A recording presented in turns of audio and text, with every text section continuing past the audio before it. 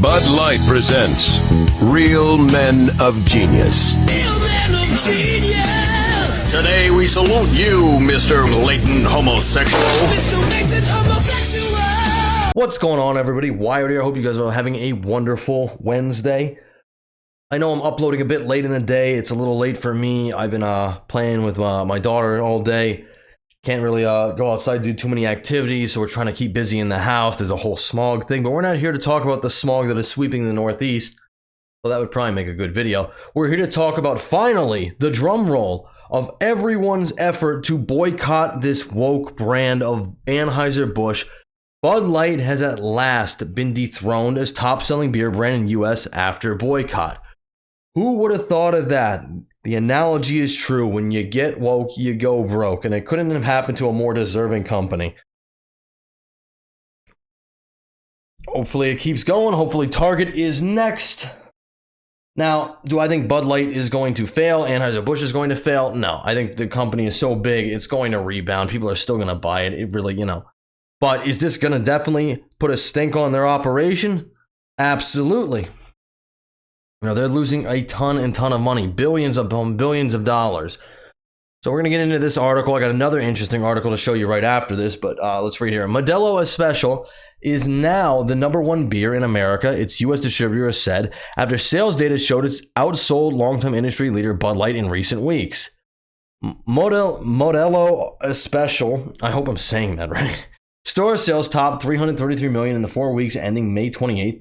A 15.6% rise in the same period last year compared with Bud Light's $297 million, a 22.8% fall according to Circana IRI data figures obtained by Newsweek via Constellation Brands, the Mexican beer's U.S. distributor. And they got to just be rolling in it right now. They got to be ecstatic. I'm sure they're throwing office parties. It's one thing to be commemorated when you do a good job, which is fantastic. It's a total another thing to rise the ranks because your competitor has messed up and you didn't have to do a thing. That's absolutely hilarious, absolutely great. Good on them, good on anyone making profit during this woke nonsense. Separate Nielsen IQ sales data obtained by Newsweek via industry consultancy firm Bumps Williams Consulting showed Modelo Especial sales were about $341.9 million in the week ending May 27th, compared with Bud Light sales about $298.6 million. That's quite a big difference, actually. That's what... Well, I'm not a mathematician here. 44 million? A little more than that, or a little less than that. Bill Newlands, the chief executive officer of Constellation, said the 4-week jump had happened quicker than he had anticipated. I'm sure you never expect your competitors to shoot themselves in the foot, and then as they're bleeding and they're trying to go over to the medical tent, they shoot themselves in the other foot. That normally doesn't happen, but hey, did in this case. Quote, "We thought that would take a little longer," he added. "We've been very fortunate that that's gone a little quicker than we had anticipated. But what a great position to be in on the beer side." I 100% agree.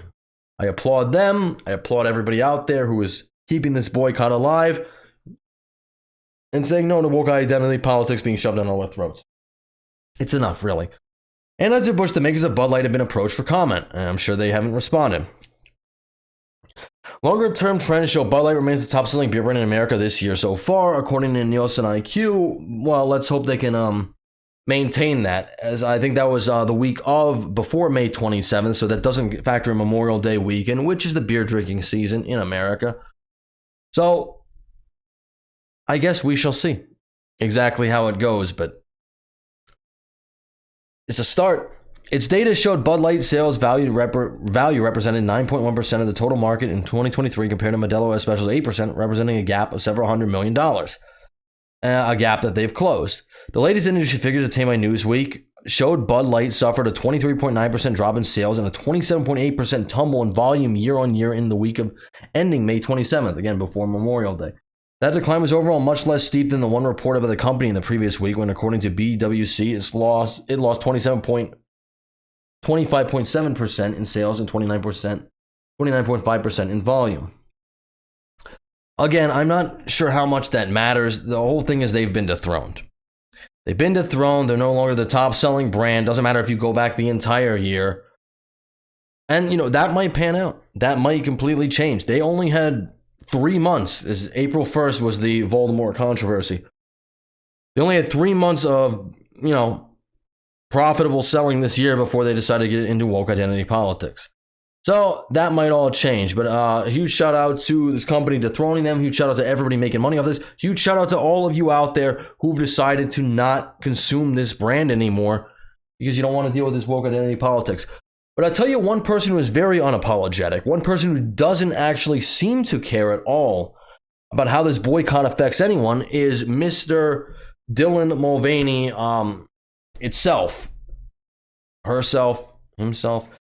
Dylan has no regrets about Budlight disaster. My transition is for me, and I'm not a psychologist, psychiatrist, whatever you want to call it.